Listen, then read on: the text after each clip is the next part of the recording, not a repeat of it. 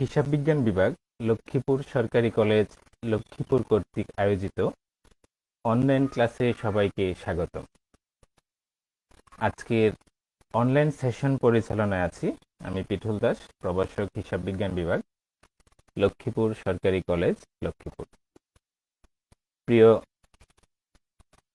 শিক্ষার্থীবৃন্দ, লক্ষ্মীপুর সরকারি কলেজের সম্মানিত অধ্যক্ষ প্রফেসর মোহাম্মদ মাহবুবুল করিম মহোদয়ের নির্দেশনাক্রমে আজকের বিভাগভিত্তিক অনলাইন ক্লাস পরিচালনার ধারাবাহিকতায় হিসাব বিজ্ঞান বিভাগ থেকে প্রথম অনলাইন ক্লাস পরিচালনায় তোমাদেরকে আবারও স্বাগত জানাচ্ছি। আজকে আমি তোমাদেরকে প্রিন্সিপালস অফ অ্যাকাউন্টিং এই বিষয় থেকে আলোচনা করব। তো আজকে আমাদের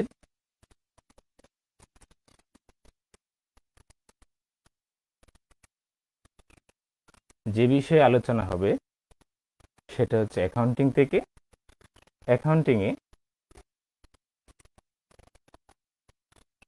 তোমাদেরকে আজকে যে চ্যাপ্টারটি পড়াবো সেটি হচ্ছে the adjustment process and completing the accounting process. তো এই চ্যাপ্টারে the adjustment process and completing the accounting process চ্যাপ্টারটি তোমাদের জন্য সবচেয়ে গুরুত্বপূর্ণ, কারণ এই চ্যাপ্টারে আছে অ্যাডজাস্টিং এন্ট্রিস। আর আজকে আমি সেই অ্যাডজাস্টিং এন্ট্রিস নিয়েই আলোচনা করব।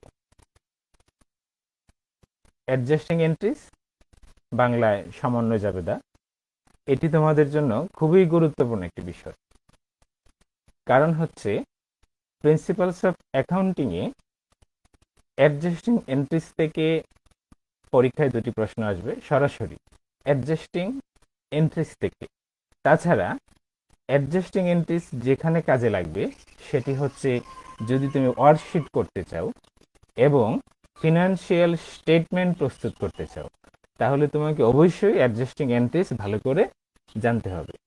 যদি অ্যাডজাস্টিং এন্ট্রিসে কোনো ভুল হয় তাহলে তোমার ওয়ার্কশিটও ভুল হবে, আবার তোমাদের ফিনান্সিয়াল স্টেটমেন্ট প্রস্তুত করতেও ভুল হবে। তাই প্রিন্সিপালস অফ অ্যাকাউন্টিংয়ে আমি মনে করি সবচেয়ে গুরুত্বপূর্ণ বিষয় হচ্ছে অ্যাডজাস্টিং এন্ট্রি।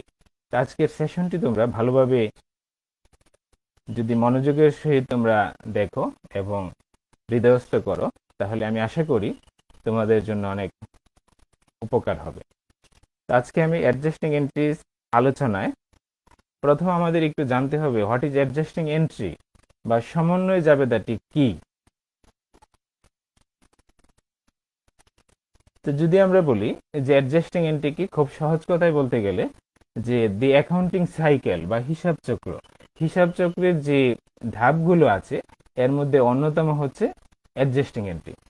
তাই আমি বলতে পারি adjusting entry is the step of the accounting cycle which is prepared. তোমরা একটা বিষয় খেয়াল করো, অ্যাডজাস্টিং এন্ট্রিসটা কখন প্রস্তুত করা হচ্ছে? অ্যাডজাস্টিং এন্ট্রিসটা প্রস্তুত করা হচ্ছে দি অ্যাকাউন্টিং সাইকেলে প্রথম আসে আইডেন্টিফাই ট্রানজেকশনস, মানে এর অর্থ হচ্ছে লেনদেন শনাক্তকরণ। দ্বিতীয় স্টেপ হচ্ছে রেকর্ড ট্রানজেকশন বা জাবেদাভুক্তকরণ বলতে পারি আমরা। তৃতীয় ধাপ হচ্ছে post to the general ledger বা সাধারণ খতিয়ান স্থানান্তর। চতুর্থ ধাপ হচ্ছে ক্যালকুলেট আনঅ্যাডজাস্টেড ট্রায়াল ব্যালেন্স, অসমন্বিত রেওয়ামিল প্রস্তুতকরণ। এরপরে হচ্ছে মেক অ্যাডজাস্টিং এন্ট্রিস, তারপর হচ্ছে create adjusted trial balance, create financial statements, make closing entries. তো আমরা যদি বলি এখান থেকে যদি আমরা দি অ্যাকাউন্টিং সাইকেল থেকে অ্যাডজাস্টিং এন্ট্রিটা বুঝতে চাই, তাহলে আমরা বলতে পারবো যে adjusting entry is the step of accounting cycle which is prepared after preparing unadjusted trial balance and before the preparation of adjusted trial balance. তো সমন্বয় জাবেদা হচ্ছে হিসাব চক্রের একটি গুরুত্বপূর্ণ ধাপ যা রেওয়ামিল প্রস্তুত করার পরে প্রস্তুত করা হয়। তাহলে আমরা জানলাম অ্যাডজাস্টিং এন্ট্রি একটি হিসাব চক্রের একটি গুরুত্বপূর্ণ ধাপ। তো আমরা যদি বলি অ্যাডজাস্টিং এন্ট্রিস কাকে বলে, আরেকটি বিষয় আমরা দেখতে পারি অ্যাডজাস্টিং এন্ট্রিস আর জার্নাল এন্ট্রিস। এখানে বলা হয়েছে সমন্বয় দাখিলা হচ্ছে জাবেদা দাখিলা, আমরা জার্নাল এন্ট্রিসের সাথে সবাই পরিচিত। Made at the end of an accounting period, এটা কখন প্রস্তুত করা হয়? হিসাবকাল শেষে। To adjust income and expense account, আয় এবং ব্যয় হিসাব সমন্বয় করার জন্য, so that they comply with the accrual basis of accounting, যাতে এটা হিসাবের বকেয়া ভিত্তির সাথে সামঞ্জস্যপূর্ণ হয়। তো এখানে আমি দুটি বিষয় মার্ক করেছি, accounting period, accrual basis of accounting. এই দুটি বিষয় নিয়ে আমি আলোচনা করব বিস্তারিত। দুটো বিষয় আমাদের জানতে হবে। তো যদি আমরা সমন্বয় জাবেদা কাকে বলে একটু বাংলায় মনে রাখতে চাই, তো আমাদের এটি পার্ট এতে তোমাদের আসে, সমন্বয় জাবেদা কাকে বলে বা সমন্বয় দাখিলা কাকে বলে। কোনো নির্দিষ্ট হিসাবকাল শেষে ওই হিসাবকালের সাথে সংশ্লিষ্ট বকেয়া আয় ব্যয়, অগ্রিম আয় ব্যয় ও বাদ পড়া দফাগুলো হিসাবভুক্ত করার জন্য যে দাখিলা দেওয়া হয় তাকে সমন্বয় দাখিলা বলে। খুবই গুরুত্বপূর্ণ একটি বিষয় এখানে চলে আসছে। এখানে প্রথম আসছে নির্দিষ্ট হিসাবকাল শেষে, আর যে বিষয়গুলো হিসাবভুক্ত হবে তা হচ্ছে বকেয়া আয় ব্যয়, অগ্রিম আয় ব্যয় ও বাদ পড়া দফাগুলো, যেগুলো খুবই গুরুত্বপূর্ণ বিষয়, এগুলো আমি মার্ক করে রেখেছি। এখানে প্রথম যে সংজ্ঞাটা পেয়েছি আমরা, এই সংজ্ঞা থেকে দুটি বিষয় মার্ক করেছি আমি, একটি হচ্ছে অ্যাকাউন্টিং পিরিয়ড, আরেকটি হচ্ছে অ্যাক্রুয়াল বেসিস অফ অ্যাকাউন্টিং। তো অ্যাকাউন্টিং পিরিয়ডটা আমরা একটু ধারণা নিব। এখন অ্যাকাউন্টিং পিরিয়ড বলতে কি বুঝি? তো প্রিয় শিক্ষার্থীরা, আমরা জানি according to going concern concept বা হিসাব বিজ্ঞানের চলমান প্রতিষ্ঠান ধারণা অনুযায়ী একটি প্রতিষ্ঠান অনির্দিষ্ট কাল পর্যন্ত চলতে থাকবে। তা আমরা জানি একটি প্রতিষ্ঠান গোয়িং কনসার্ন কনসেপ্টে বলা আছে একটি প্রতিষ্ঠান অনির্দিষ্ট কাল পর্যন্ত চলতে থাকবে। এই অনির্দিষ্ট কালের মধ্যে কাল্পনিক ভিত্তিতে প্রতিষ্ঠানের ফিনান্সিয়াল স্টেটমেন্ট প্রস্তুত তথা লাভ লোকসান নিরূপণের জন্য যে বিভাজন করা হয় তাকে বলে হিসাবকাল বা accounting period. This accounting period may be for 1 year accounting period, এটা 1 বছরের হিসাবকাল হতে পারে। যদি 1 বছরের হিসাবকাল হয় তাহলে এটা হতে পারে 1 জানুয়ারি থেকে 31 ডিসেম্বর। এখানে আমি 1 year অ্যাকাউন্টিং পিরিয়ডটা দেখিয়েছি। তাছাড়া 1 বছর হলে এটাকে বলে ক্যালেন্ডার ইয়ার, তোমরা একটু মাথায় রাখবে।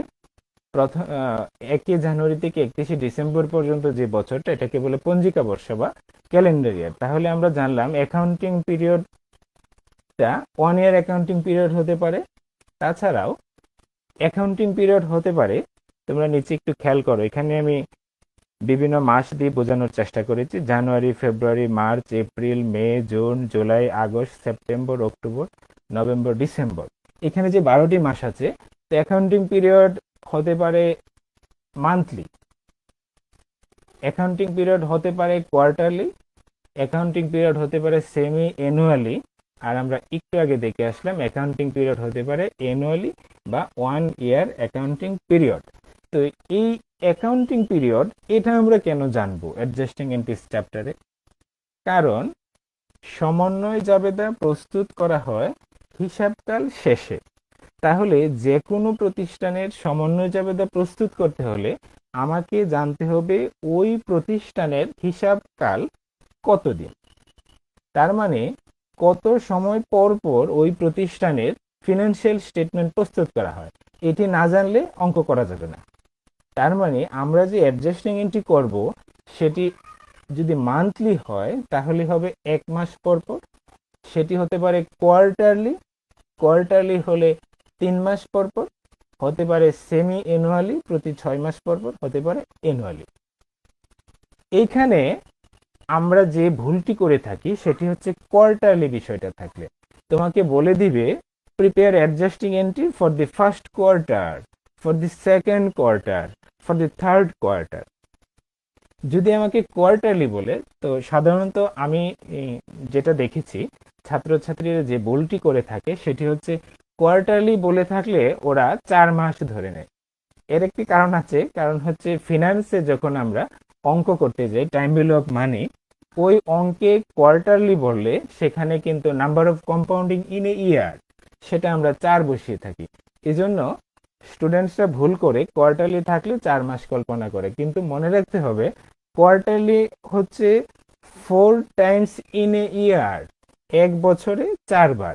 তো এক বছরে যদি 4 বার হয় তাহলে প্রতি 3 মাস অন্তর অন্তর হবে। তার মানে কোয়ার্টারলি বলে আমরা বুঝবো ওই প্রতিষ্ঠান প্রতি 3 মাস পর পর হিসাব প্রস্তুত করে। তার মানে এটা 3 মাস ধরে অঙ্কটি সমাধান করতে হবে। পরবর্তী আরেকটি বিষয় ছিল দি অ্যাকাউন্টিং পিরিয়ডের পরে ছিল অ্যাক্রুয়াল বেসিস অফ অ্যাকাউন্টিং। এই যে অ্যাক্রুয়াল বেসিস অফ অ্যাকাউন্টিং এই সম্পর্কে আমাদের একটু ধারণা থাকা দরকার। যদি আমরা বলি অ্যাকাউন্টিং মেথডের কথা যদি বলি, অ্যাকাউন্টিং মেথড আবার দুই ভাগে বিভক্ত। একটি হচ্ছে অ্যাক্রুয়াল বেসিস অফ অ্যাকাউন্টিং আর একটি হচ্ছে ক্যাশ বেসিস অফ অ্যাকাউন্টিং। তো এই দুটি ভিত্তি কি? বাংলায় তোমাদের পরীক্ষায় আসে নগদান ভিত্তিক হিসাব অথবা বকেয়া ভিত্তিক হিসাব। এই দুটির মধ্যে পার্থক্য লিখো, অথবা নগদান ভিত্তিক হিসাবের সংজ্ঞা দাও। তো আমরা যদি বলি বকেয়া ভিত্তিক হিসাবটা কি? বকেয়া ভিত্তিক হিসাব হচ্ছে হিসাব বিজ্ঞানের এমন একটি হিসাব রক্ষণ ব্যবস্থা যেখানে আয়টা স্বীকৃত হবে যখনই আয় অর্জিত হবে। বকেয়া ভিত্তিতে আয় অর্জিত হলেই সেটা আয় হিসাবে স্বীকৃতি দিতে হবে, আয় বাবদ নগদ টাকা পাওয়া যাক আর না যাক। ধরে নিলাম কোনো একটি প্রতিষ্ঠান 2 লক্ষ টাকার পণ্য বিক্রয় করলো, এর মধ্যে সে ধারে বিক্রয় করলো 1 লক্ষ টাকার পণ্য এবং নগদে বিক্রয় করলো 1 লক্ষ টাকার পণ্য। তাহলে একটা বিষয় আমরা খেয়াল করি, আমি যে উদাহরণটা দিচ্ছি সেটা হচ্ছে প্রতিষ্ঠান নগদে পণ্য বিক্রয় করেছে 1 লক্ষ টাকা এবং বাকিতে পণ্য বিক্রয় করেছে 1 লক্ষ টাকা, মোট বিক্রয় হয়েছে 2 লক্ষ টাকা। যদি 2 লক্ষ টাকা বিক্রয় হয়ে থাকে তাহলে অ্যাক্রুয়াল বেসিস অফ অ্যাকাউন্টিং এ বা বকেয়া ভিত্তিক হিসাব রক্ষণে 2 লক্ষ টাকাকেই আয় হিসাবে স্বীকৃতি দিতে হবে, কারণ এখানে আয় অর্জিত হয়েছে 2 লক্ষ টাকা কিন্তু নগদে আদায় হয়েছে 1 লক্ষ। এই লেনদেনটাই যদি আমরা নগদ ভিত্তিক হিসাব রক্ষণ ব্যবস্থায় চিন্তা করি তাহলে আয় দেখাতে হবে 1 লক্ষ টাকা, কারণ ক্যাশ বেসিস অফ অ্যাকাউন্টিং এ বলা আছে যে আয়টা তখনই আয় হিসেবে স্বীকৃত হবে যখন আয় বাবদ নগদ টাকা পাওয়া যাবে। ঠিক একইভাবে ব্যয়ের ক্ষেত্রে প্রযোজ্য। এখানে বলা আছে দেখো, অ্যাক্রুয়াল বেসিস অফ অ্যাকাউন্টিং এ রিকগনাইজ রেভিনিউজ, আয়কে স্বীকৃতি দেওয়া হয় when earned, যখন আয় অর্জিত হয়। বাট ক্যাশ বেসিসে কি হচ্ছে, recognize revenues when cash is received, যখন নগদ টাকা পাওয়া যায় তখন আয় স্বীকৃতি হয়। ঠিক একইভাবে এক্সপেন্সের ক্ষেত্রে রিকগনাইজ এক্সপেন্স when incurred, তখনই ব্যয়কে স্বীকৃতি দেওয়া হবে যখন ব্যয় সংগঠিত হয়ে যাবে। কিন্তু ক্যাশ বেসিসে রিকগনাইজ এক্সপেন্সেস when পেইড, যখন নগদ টাকা পরিশোধ হবে তখনই সেটাকে ব্যয় হিসেবে দেখানো হবে। তাহলে আমরা যে অ্যাডজাস্টিং এন্ট্রিজ প্রস্তুত করব সেটা হিসাব রক্ষণের কোন ভিত্তিতে? অবশ্যই বকেয়া ভিত্তিতে। এজন্য আমাদের অ্যাকাউন্টিং এর অ্যাডজাস্টিং এন্ট্রিজ ডেফিনেশনে কিন্তু অ্যাক্রুয়াল বেসিস অফ অ্যাকাউন্টিং বিষয়টা ছিল। তো ক্যাশ ভার্সাস অ্যাক্রুয়াল অ্যাকাউন্টিং আমি তোমাদেরকে আরেকটু স্পষ্ট করার জন্য আরেকটি উদাহরণ নিয়ে আসছি। এখানে দেখো, রেভিনিউ এন্ড এক্সপেন্সেস কখন রিকগনাইজ করা হবে বা স্বীকৃতি দেওয়া হবে? ক্যাশ বেসিস হলে, আয় রিসিভ হলেই সেটাকে আয় বলা হবে এবং ব্যয় পরিশোধ হলেই সেটাকে ব্যয় বলা হবে। আয় বাবদ প্রাপ্তি এবং পরিশোধ না হলে যেটা বকেয়া থাকবে সেটা এখানে হিসাবভুক্ত হবে না। কিন্তু অ্যাক্রুয়াল বেসিসে আর্নড এন্ড ইনকার্ড, মানে আয় উপার্জিত হলে এবং ব্যয় সংগঠিত হলেই সেটাকে হিসাবে লিপিবদ্ধকরণ করতে হবে। তাহলে এখন তুমি একটু ধারণা করো তো, আমরা যে অ্যাকাউন্টিং এ এতদিন অঙ্ক করছি বা ফিনান্সিয়াল স্টেটমেন্ট প্রস্তুত করছি, যেখানে ইনকাম স্টেটমেন্টে আমরা ভাড়ার সাথে বকেয়া ভাড়া যোগ করেছি, বেতনের সাথে বকেয়া বেতন যোগ করেছি, তাহলে এটা আমরা কোন পদ্ধতিতে করেছি? অবশ্যই বকেয়া ভিত্তিতে হিসাব রক্ষণ পদ্ধতিতে করেছি।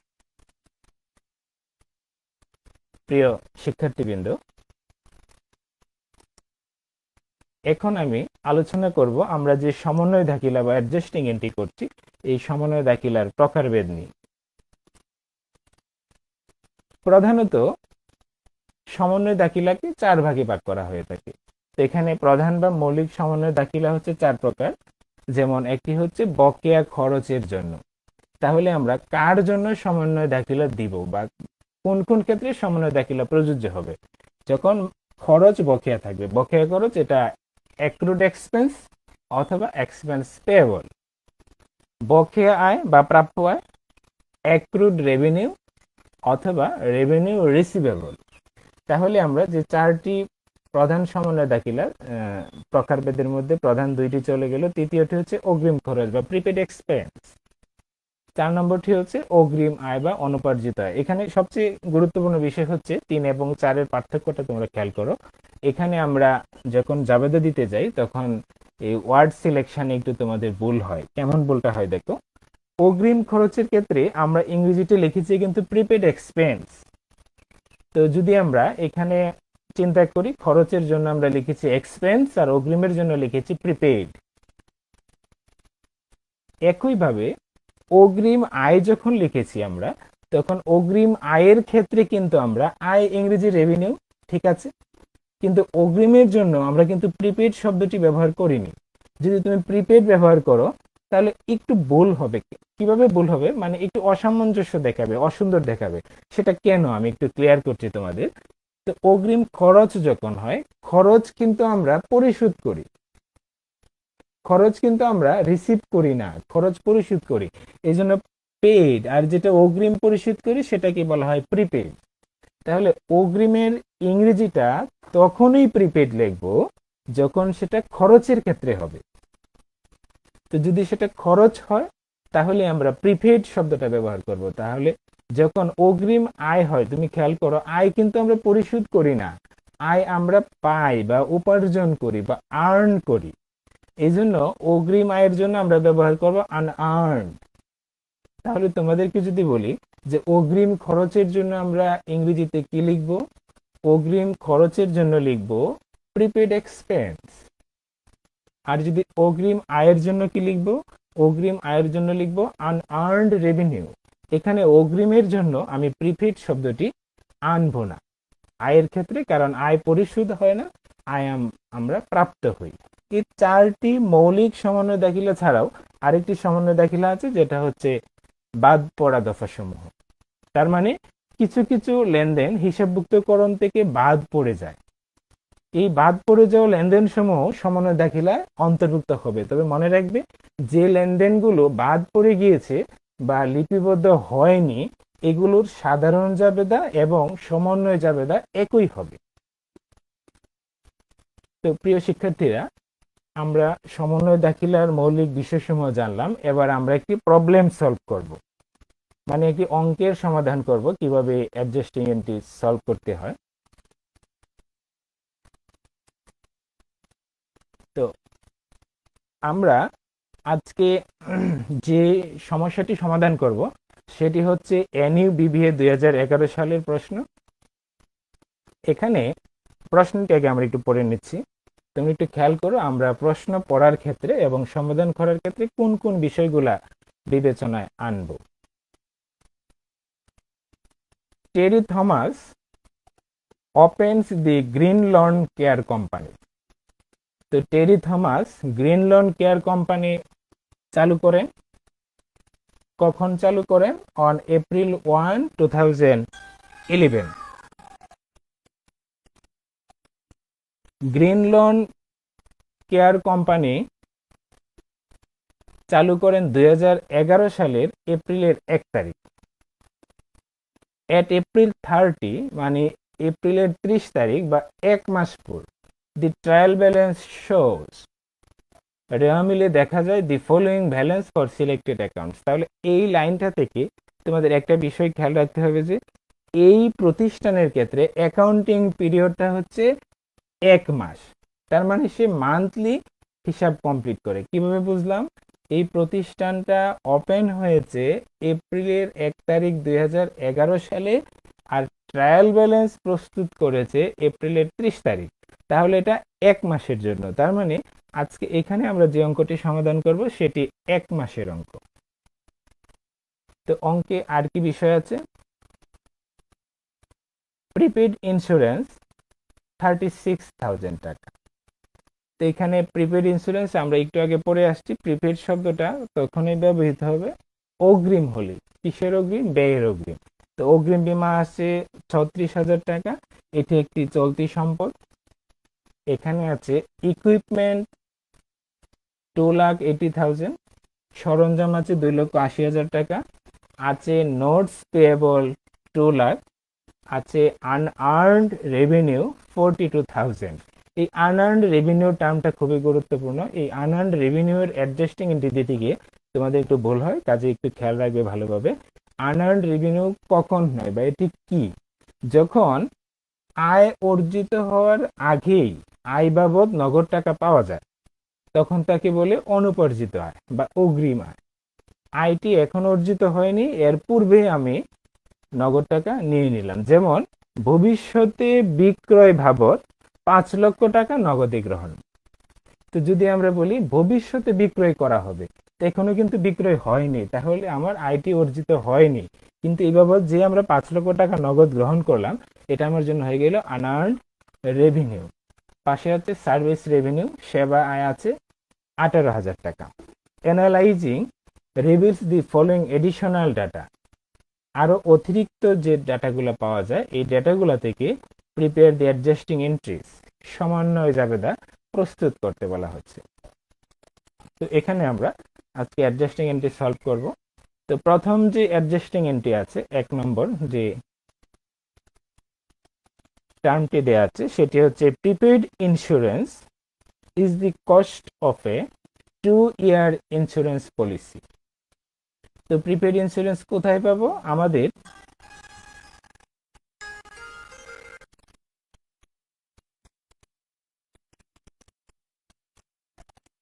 এখানে প্রিপেইড ইন্স্যুরেন্স ব্যালেন্স কিন্তু উপরে দেয়া আছে, দেখো প্রিপেইড ইন্স্যুরেন্স 36,000। তো এই যে প্রিপেইড ইন্স্যুরেন্সটা আছে সেটা 2 বছরের ইন্স্যুরেন্স পলিসি। 2 বছরের ইন্স্যুরেন্স পলিসি, ইফেক্টিভ এপ্রিল 1, 2011। তার মানে এখানে যে প্রিপেইড ইন্স্যুরেন্স আছে অগ্রিম বীমা, সেটা কত দিনের জন্য? 2 বছরের জন্য, আর কার্যকর হবে এপ্রিলের 1 তারিখ। তো তোমরা একটু চিন্তা করো, এই ইন্স্যুরেন্সটা নেওয়া হয়েছে এপ্রিলের 1 তারিখ, আর এটা 2 বছরের জন্য, আর আমরা সমন্বয় জাবেদা দিচ্ছি এপ্রিলের 30 তারিখ। তার মানে কত দিন অতিক্রান্ত হয়েছে? যদি আমরা বলি মাসের হিসাবে 1 মাস অতিক্রান্ত হয়েছে। তাহলে আমরা 1 মাসের জন্য সমন্বয় জাবেদাটি দিব। কেন? এখানে প্রিপেড ইন্স্যুরেন্স যে 36,000 টাকা আছে, 1 মাস পরে 1 মাসের প্রিপেড ইন্স্যুরেন্স হয়ে যাবে ইন্স্যুরেন্স এক্সপেন্স। তো 1 মাসের টাকাটা আমরা কিভাবে পাবো? এই 36,000-কে প্রথম 2 ইয়ার আমরা 2 দিয়ে ভাগ দিব। ভাগ দিলে হয় সেটা 1 বছরের। 36,000-কে যদি আমরা 2 দিয়ে ভাগ দিই তাহলে হয় 18,000 টাকা। এই 18,000 টাকা হবে 1 বছরের জন্য, কিন্তু আমাদের প্রয়োজন হবে 1 মাসের জন্য। তো এই 18,000-কে আবার 12 দিয়ে ভাগ দিব, 1 দিয়ে গুণ দিব। তাহলে হয় কত? যদি আমি ক্যালকুলেশন করে নেই, তো প্রথম 36,000 ভাগ দিব 2 বছর, 2 দিয়ে হয়ে গেল 1 বছরের জন্য 18,000, আবার ভাগ দিব 12 দিয়ে, হয়ে গেল 1 মাসের জন্য 1,500 টাকা। তো আমরা 1 মাসের হিসাবেই করছি, সেজন্য 1,500 টাকা আসবে। এই ক্ষেত্রে অ্যাডজাস্টিং এন্ট্রিটা কি হবে তোমরা একটু খেয়াল করো। ইন্স্যুরেন্স এক্সপেন্স ডেবিট 1,500 টাকা হবে।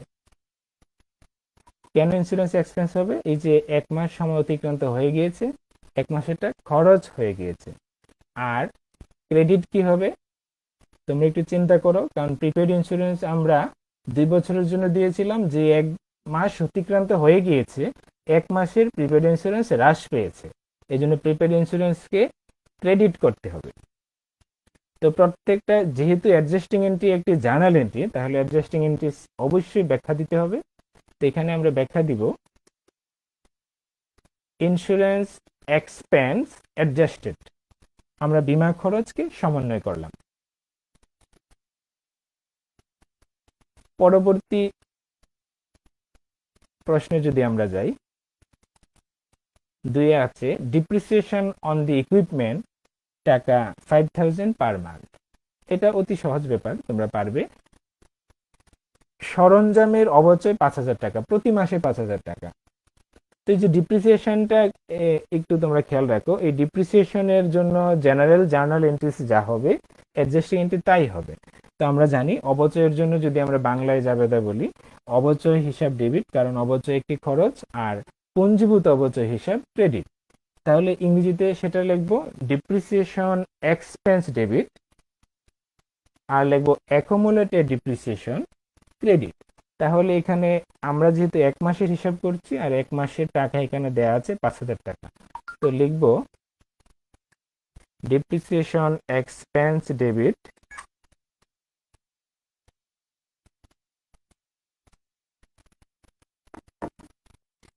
And accumulated depreciation credit. তোমরা একটা বিষয় খেয়াল রাখবে, যখনই ডিপ্রিসিয়েশনের জন্য কোনো জাবেদা দিবে, তো ডিপ্রিসিয়েশন এক্সপেন্স লেখার সময় তোমাদের সম্পত্তির নামটা লিখতে হবে না।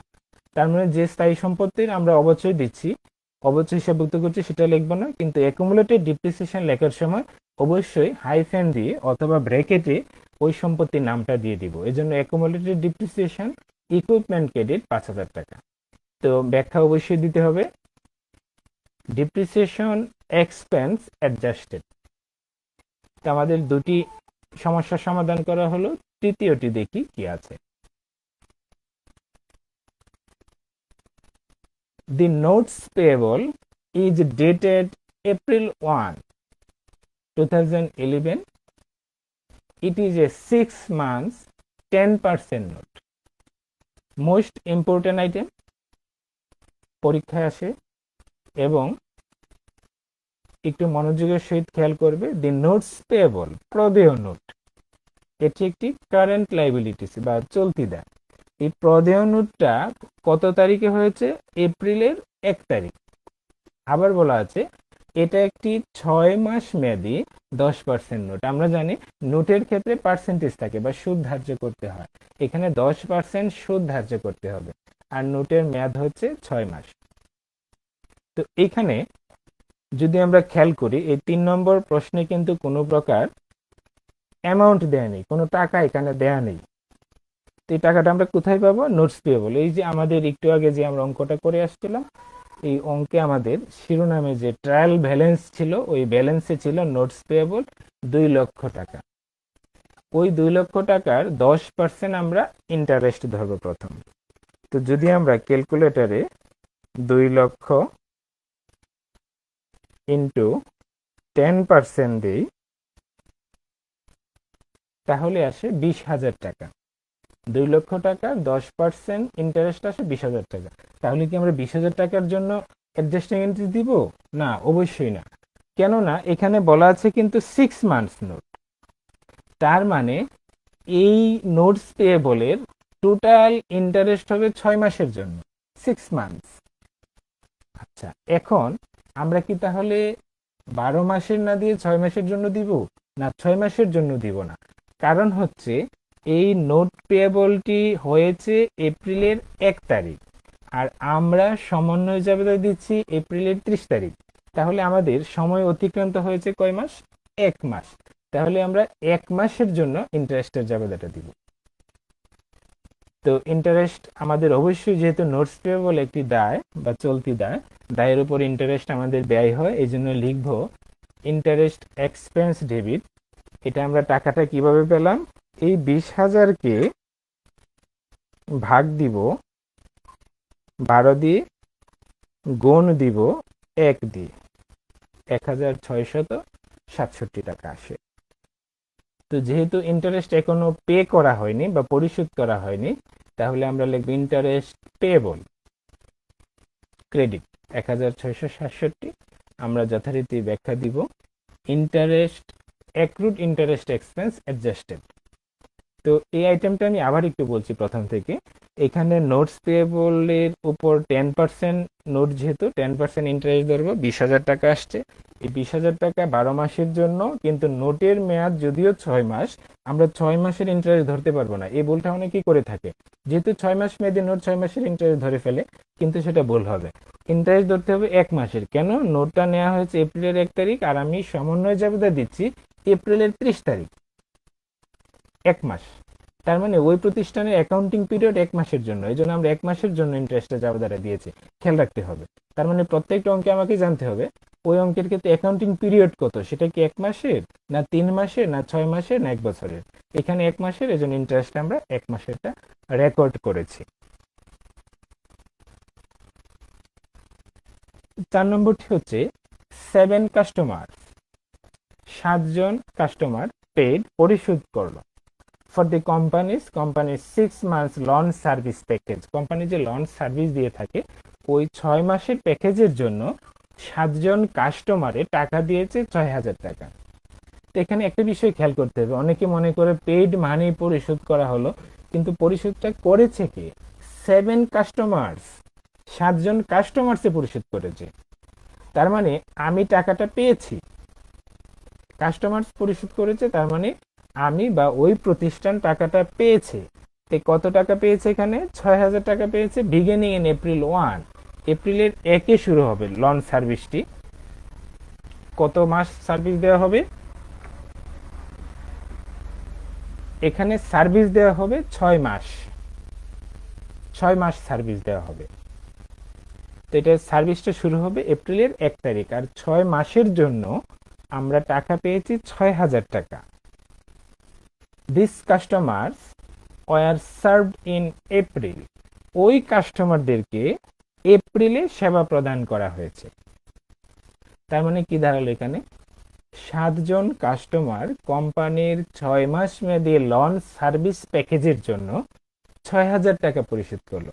ওই সার্ভিসটা বিগিনিং হবে বা শুরু হবে এপ্রিলের 1 তারিখ। তার মানে এপ্রিল মাসে সার্ভিস দেওয়া হবে, মে, জুন, জুলাই, আগস্ট, সেপ্টেম্বর। তার মানে সেপ্টেম্বর পর্যন্ত তাদেরকে সার্ভিস দেওয়া হবে।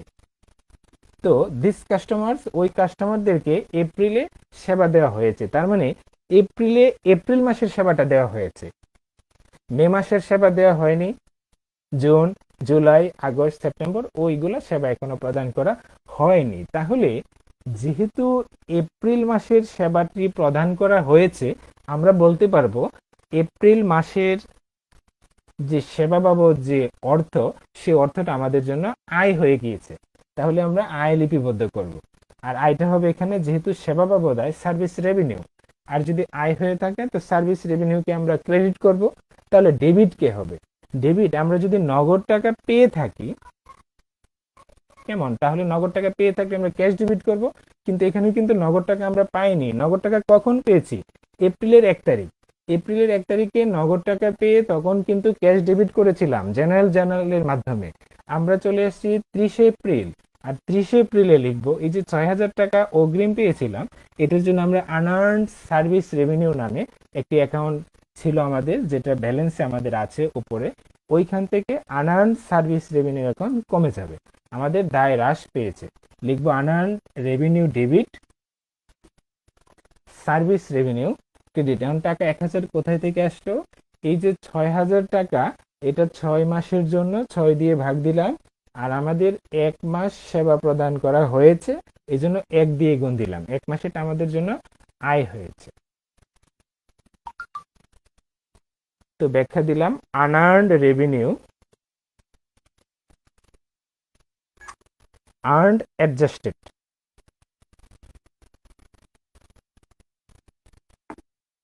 যদি আমরা পরবর্তী বিষয়টিতে যাই, 5-এ, launch service provided. Launch service প্রদান করা হয়েছে বাট আনভিল্ড, কিন্তু এখনো ভিল করা হয়নি, টাকা 15,000। এটা খুবই কমন একটি এন্ট্রি, অতি সহজ ব্যাপার, আবার পরীক্ষায় আসে। তো লঞ্চ সার্ভিস প্রদান করা হয়েছে কিন্তু এখনো ভিল করা হয়নি, তার মানে বাকিতে সেবা প্রদান করা হয়েছে। তো বাকিতে সেবা প্রদান করে থাকলে আমরা এখনো টাকাটা পাইনি, পাবো, আর যেটা পাবো সেটাকে বলে প্রাপ্য হিসাব। তো আমরা লিখবো accounts receivable debit, accounts receivable debit 15,000 টাকা। আর এখানে যেহেতু সার্ভিস প্রদান করা হয়েছে, তাহলে সেবা আমাদের জন্য আয় হয়েছে, সার্ভিস রেভিনিউ ক্রেডিট 15,000 টাকা। তো অবশ্যই আমরা এখানে ব্যাখ্যা দিব, service revenue on account adjusted. তো ব্যাখ্যার ক্ষেত্রে আমি কিন্তু সমন্বিত করা হলে এইভাবে ব্যাখ্যা দিচ্ছি, তোমরা ভিন্নভাবে দিতে পারো, টু অ্যাডজাস্ট সার্ভিস রেভিনিউ হতে পারে। তো প্রিয় শিক্ষার্থীরা, এই ছিল আমাদের এনইউ 2011 ডিবিএ 2011 যে প্রশ্নটা তার সমাধান। এরপরেও যদি তোমরা কোনো আইটেম না বুঝে থাকো, আমি পরবর্তীতে তোমাদের সলভ করে দিব, তোমরা কমেন্টে জানাবে অথবা আমাকে ফোন করে বললে আমি সমাধানটা বলে দিব। তো আমরা পরবর্তী একটি অঙ্কে যাই। আমরা পরবর্তী যে অঙ্কটিতে যাব সেটা হচ্ছে, প্রথম শিরোনাম আছে গিভ অ্যাডজাস্টিং এন্ট্রিজ, সমন্বয় জাবেদা দিতে বলছে অন ডিসেম্বর 31, 31শে ডিসেম্বরে, the end of annual fiscal period. This is the most important part of the caption of the problem.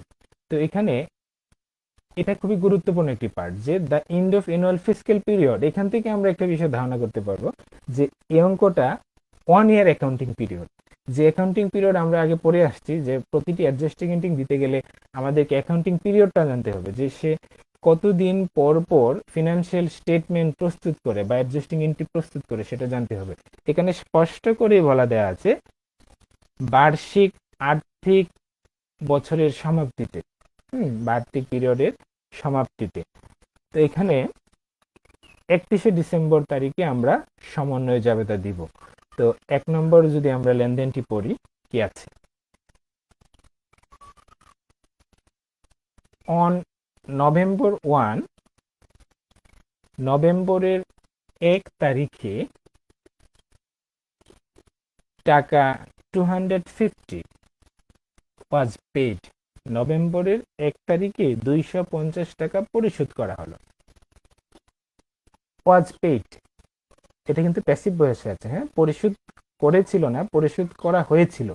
নভেম্বরের 1 তারিখে 250 টাকা পরিশোধ করা হয়েছিল এজ রেন্ট, ভাড়া হিসেবে। তো এখানে রেন্ট দিকে আমরা একটা বিষয় মাথায় রাখতে হবে, তোমরা একটু ভালোভাবে প্রশ্নটাকে পড়ে নিবে। রেন্ট, ভাড়া, এই রেন্ট কিন্তু ইনকামও হতে পারে, এক্সপেন্সও হতে পারে। তার মানে ভাড়া খরচও হতে পারে, আয়ও হতে পারে। তো এখানে কিন্তু রেন্ট এক্সপেন্স না ইনকাম বলা নেই, কিন্তু যেই পেইড আছে পরিশোধ, তো রেন্ট যদি আমরা পরিশোধ করি অবশ্যই সেটা এক্সপেন্স। 250 টাকা ভাড়া পরিশোধ করা হয়েছে ফর এ 6 মান্থ পিরিয়ড। তো 250 টাকা ভাড়া দেওয়া হয়েছে কতদিনের জন্য? 6 মাসের জন্য। বিগিনিং অন দ্যাট ডেট, ওই তারিখে সেটা শুরু হবে। The rent expense account was debited. খুবই গুরুত্বপূর্ণ ব্যাপার। নভেম্বরের 1 তারিখে আমরা 250 টাকা ভাড়া পরিশোধ করেছিলাম, সেটা 6 মাসের জন্য। সাধারণত যদি আমরা চিন্তা করি, যদি আমরা 6 মাসের জন্য কোনো ভাড়া দেই, তাহলে সেটা আমার জন্য ব্যয় নয়, আমার জন্য সম্পদ, অগ্রিম ভাড়া হয়ে যাবে। কারণ 1 মাসের জন্য ভাড়া দিলে সেটাকে আমরা খরচ ধরবো, রেন্ট এক্সপেন্স। আর একের অধিক মাস যদি হয়, 2 মাস, 3 মাস, 4 মাস, 6 মাস বা 1 বছর, তাহলে ধরবো সেটা আমরা অগ্রিম ভাড়া।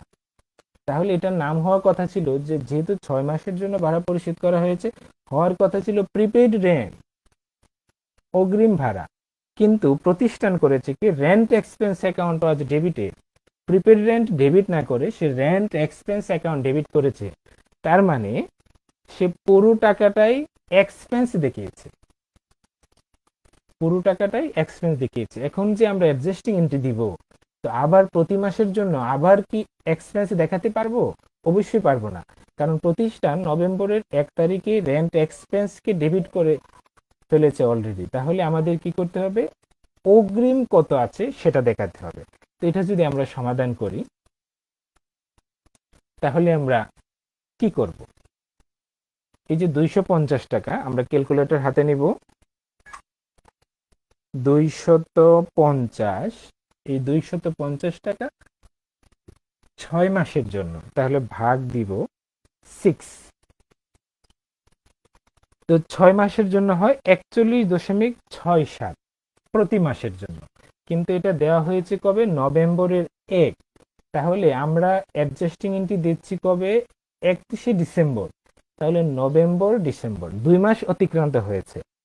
তো 2 মাস অতিক্রান্ত হওয়া মানে 2 মাসের টাকাটা খরচ হয়েছে বা এক্সপেন্স হয়েছে, তাহলে কি আমরা 2 মাসের জন্য অ্যাডজাস্টিং এন্ট্রি দিব? না, দিব না, কারণ এখানে এক্সপেন্সের জন্য অ্যাডজাস্টিং এন্ট্রি দেয়া যাবে না, কারণ প্রাথমিকভাবে সে এক্সপেন্সকে ডেবিট করেছে। তো 2 মাস এক্সপেন্স হয়েছে, তার মানে অবশিষ্ট রয়েছে কয় মাস? 4 মাস। ওই 4 মাসের জন্য প্রিপেড রেন্টের জাবেদা দিতে হবে, তাহলে ইনটু দিব 4, 167 টাকা। So prepaid rent debit, rent expense credit. এখন কথা হলো যে এখানে তো প্রিপেড রেন্টের সম্পর্কে কিছু বলার নেই, তাহলে আমরা কেন প্রিপেড রেন্ট করলাম? প্রিপেড রেন্ট করলাম কারণ 250 টাকা 6 মান্থের জন্য, আর 6 মান্থের মধ্যে আমাদের 2 মাস অলরেডি অতিক্রান্ত হয়ে গিয়েছে 31শে ডিসেম্বর পর্যন্ত, তাহলে 2 মাসেরটা খরচ হবে, কিন্তু খরচের জন্য আমরা অ্যাডজাস্টিং এন্ট্রি দিতে পারিনি, কারণ হচ্ছে এখানে রেন্ট এক্সপেন্স অ্যাকাউন্টকে ডেবিট করা হয়েছে। তো রেন্ট এক্সপেন্স অ্যাকাউন্ট যেহেতু ডেবিট করা হয়েছে পুরো টাকা, এখন নতুন করে আবার এক্সপেন্সের জাবেদা দেওয়া যাবে না, আমাদেরকে দিতে হবে 2 মাস তো খরচ হয়েছে, খরচ হয়নি কত মাস? আরো বাকি 4 মাস, ওই 4 মাস সেটা অগ্রিম আছে, prepaid rent debit, rent expense credit. দ্বিতীয় যেটা আছে, একইভাবে আমরা দ্বিতীয়টা সমাধান করার চেষ্টা করব। দ্বিতীয়টিতে আছে অন অক্টোবর 1, অক্টোবরের 1 তারিখ রেন্ট রেভিনিউ ওয়াজ ক্রেডিটেড। রেন্ট রেভিনিউ ক্রেডিট করা হয়েছে, এখানে রেন্ট কিন্তু আয়, আর আয় তো আমরা জানি যদি আয় উপার্জিত হয় সেটা ক্রেডিট হয়। রেন্ট রেভিনিউ ক্রেডিট করা হয়েছে ফর টাকা 6,000, 6,000 টাকা ক্রেডিট করা হয়েছে।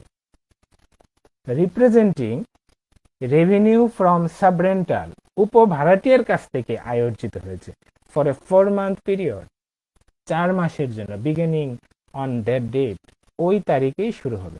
তার মানে অক্টোবরের 1 তারিখে 6,000 টাকা রেন্ট রেভিনিউ ক্রেডিট করা হয়েছে, যেটি 4 মাসের জন্য।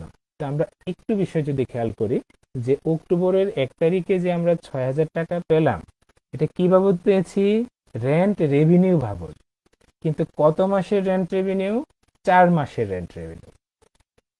তো 4 মাসের রেন্ট রেভিনিউকে আমরা কি করেছি? রেন্ট রেভিনিউ দেখিয়েছি বা আয় দেখিয়েছি। এখন 31শে ডিসেম্বর আমরা কি করব?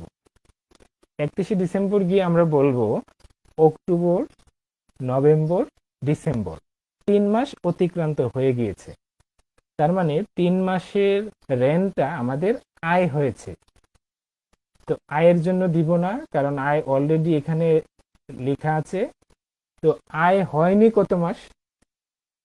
4 মাসের মধ্যে 3 মাস যদি আয় হয়ে থাকে, আয় হয়নি 1 মাস বা 1 মান্থ, এই 1 মাসের জন্য এখন জাবেদাটা দিতে হবে, তাহলে সেটা আয়ের অগ্রিম হয়েছে, আর আয়ের অগ্রিম ইংরেজিতে আমরা জানি আনআর্নড, আর এক্ষেত্রে আমার আয় কমে যাবে। তাহলে আমরা লিখবো রেন্ট রেভিনিউ ডেবিট 1 মাসের টাকা। কিভাবে পেলাম আমরা 1500 টাকা?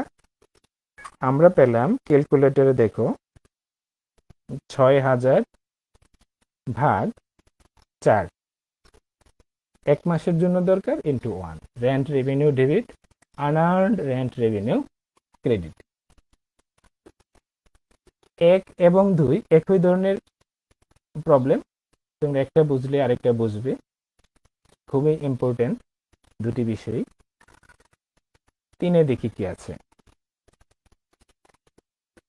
3-এ আছে ইন্টারেস্ট অফ টাকা 200 ইজ অ্যাক্রুড, 200 টাকা ইন্টারেস্ট বকে আছে অন নোটস পেয়েবল, প্রাপ্য নোটের উপর। তো এখানে আরেকটা বিষয়, আমরা নোটস সংক্রান্ত ইন্টারেস্টের অ্যাডজাস্টিং এন্ট্রি অলরেডি দিয়ে আসছি আগের প্রবলেমটিতে, কিন্তু ওটা এবং এটাতে একটু পার্থক্য আছে। কেমন? এখানে ইন্টারেস্টটা হয়েছে নোটস রিসিভেবলের উপরে। তো ইন্টারেস্ট দেখে আমরা যে বিষয়টি মাথায় রাখবো, যতবার ইন্টারেস্টের জন্য journal entry or adjusting entry দিব, আমরা একটু মাথায় রাখবো যে এখানে ইন্টারেস্ট কি আয় না ব্যয়, কারণ আমরা জানি সুদ আয় হতে পারে, সুদ ব্যয় হতে পারে। তো এখানে সুদ আয় না ব্যয়, এখানে এক্সপেন্স না রেভিনিউ, এরকম কোনো ইঙ্গিত কিন্তু দেয়া নেই। ইন্টারেস্ট রেভিনিউ, ইন্টারেস্ট এক্সপেন্স বলা নেই। তাহলে আমরা আর কিভাবে বুঝতে পারি? আর বুঝতে পারি যদি ইন্টারেস্ট পেইড বলা থাকতো, ইন্টারেস্ট পেইড, ইন্টারেস্ট পরিশোধ সংক্রান্ত, তাহলে আমরা বুঝতাম সেটা ইন্টারেস্ট এক্সপেন্স বা ব্যয়। যদি ইন্টারেস্ট রিসিভ বা কালেক্ট বলা থাকতো বুঝতাম আয়। এরকম কোনো হিন্টসও কিন্তু এখানে দেয়া নেই, কিন্তু এখানে বলা আছে ইন্টারেস্টটা কার উপর আছে, নোটস রিসিভেবলের উপর। এটা থেকে আমাদের সিলেক্ট করতে হবে। কিভাবে সিলেক্ট করব, যে নোটস রিসিভেবল সেটা কি আমাদের সম্পদ না দায়। নোট রিসিভেবল আমাদের একটি কারেন্ট অ্যাসেট বা সম্পদ। আমরা জানি যদি সম্পত্তির উপর কোনো ইন্টারেস্ট ক্যালকুলেট করা হয় সেটা আমাদের জন্য আয় হয়। তাহলে একমাত্র নোটস রিসিভেবল টার্মটা দেখে আমরা বুঝবো এই অঙ্কে ইন্টারেস্টটা এখানে আয়। আর এই পুরোটা ঠিক থেকে যদি এখানে নোটস পেয়েবল থাকতো আমরা বুঝতাম এখানে ইন্টারেস্টই ব্যয়। তাহলে যেহেতু এখানে ইন্টারেস্ট আয়, আয়টা বকেয়া আছে, তো আয় বকেয়া থাকলে আয়ের টাকাটা আমরা পাবো, পাবো হলে প্রাপ্য। তাহলে লিখবো interest receivable debit, interest receivable debit 200 টাকা। আর এখানে ইন্টারেস্ট যেহেতু আয় লিখবো ইন্টারেস্ট রেভিনিউ ক্রেডিট 200 টাকা।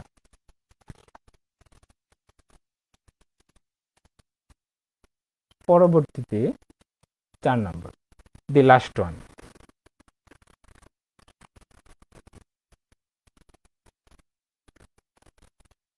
চারে যেটি আছে unearned revenue of টাকা 10,500 has been earned। তো খুবই গুরুত্বপূর্ণ বিষয়। আনআর্নড রেভিনিউ আমরা ইতিমধ্যে জেনে আসছি, আয়ের ক্ষেত্রে যদি অগ্রিম হয়, আয়ের অগ্রিম আমরা জানি দায়, আয়ের ক্ষেত্রে অগ্রিম হলে সেটার নাম হয় আনআর্নড রেভিনিউ। তো আয়ের অগ্রিম দায়, তাহলে আনআর্নড রেভিনিউ একটি দায় বা দায় একটি ক্রেডিট ব্যালেন্স। তো আনআর্নড রেভিনিউ অফ টাকা 10,500 10,500 টাকা অনুপার্জিত আয় হ্যাজ বিন আর্ন উপার্জন হয়েছে। তার মানে অনুপার্জিত আয় উপার্জিত হয়েছে, তার মানে অনুপার্জিত আয় অবশ্যই হ্রাস পেয়েছে। অনুপার্জিত আয় যদি উপার্জিত হয়, অনুপার্জিত আয় অবশ্যই হ্রাস পেয়েছে। তাহলে আমরা আনআর্নড রেভিনিউ তো ক্রেডিট ব্যালেন্স, যদি হ্রাস পেয়ে থাকে বা আনআর্নড রেভিনিউ যদি আর্নড হয়ে থাকে তো আনআর্নড রেভিনিউকে আমরা ডেবিট করব। এক্ষেত্রে আনআর্নড রেভিনিউ হবে ডেবিট 10,500 টাকা। আর যেহেতু আর্নড হয়েছে বা আয় হয়েছে সেক্ষেত্রে লিখব সার্ভিস রেভিনিউ ক্রেডিট। তো প্রিয় শিক্ষার্থীবৃন্দ, আজকে প্রথম অনলাইন ক্লাসে আমি তোমাদেরকে সমন্বয় জাবেদাটি বোঝানোর চেষ্টা করেছি।